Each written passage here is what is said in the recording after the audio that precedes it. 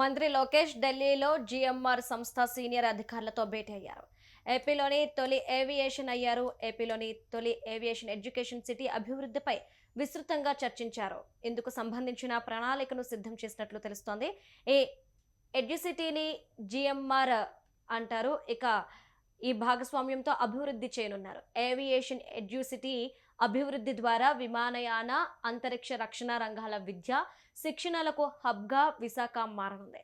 ఇందుకోసం ప్రత్యేక నైపుణ్యం కలిగిన అంతర్జాతీయ విశ్వవిద్యాలయాలను తీసుకురానున్నారు.